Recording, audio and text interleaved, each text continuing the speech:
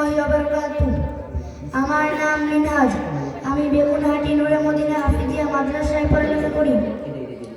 আমি মহান আল্লাহ তাআলার পরিচয় বলবো। মহান আল্লাহ তাআলার পরিচয়: আল্লাহ এক অদ্বিতীয়, তার কোনো শরীক নেই। তিনি পবিত্র এবং নির্দোষ। তিনি সবকিছু সৃষ্টি করেছেন।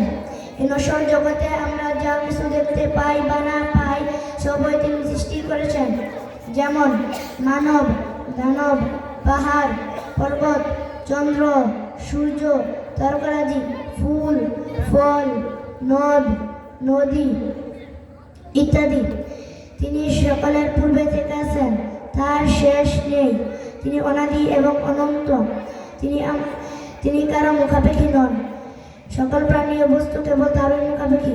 তিনি আমাদের সৃষ্টি করে বেঁচে থাকার সুব্যবস্থাও করে রেখেছেন।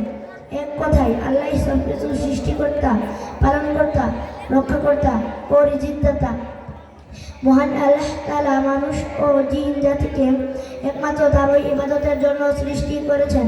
যারা তার আদেশ নিষেধ মেনে চলবে এবং তার দেয়া বিধান অনুযায়ী জীবন পরিচালনা করবে, মৃত্যুর পর তারা থাকবে চির শান্তির জায়গা জান্নাতে। সেখানে তারা ভোগ করবে মহান আল্লাহ তাআলার প্রফুল্ল নিয়ামত। আর যারা তার আদেশ নিষেধ না মেনে নিজেদের মন গড়া জীবন পরিচালনা করবে, মৃত্যুর পর তারা থাকবে চির অশান্তির জায়গা জাহান্নামে। সেখানে তারা ভোগ করবে কঠিনতম শাস্তি। তাই আমাদের উচিত মহান আল্লাহ তাআলার আদেশ নিষেধ মেনে চলা এবং তারই দেওয়া বিধান অনুযায়ী জীবন পরিচালনা করা। তবেই আমরা আল্লাহর অনুগ্রহে চির শান্তির স্থান জান্নাত লাভ করতে পারবো।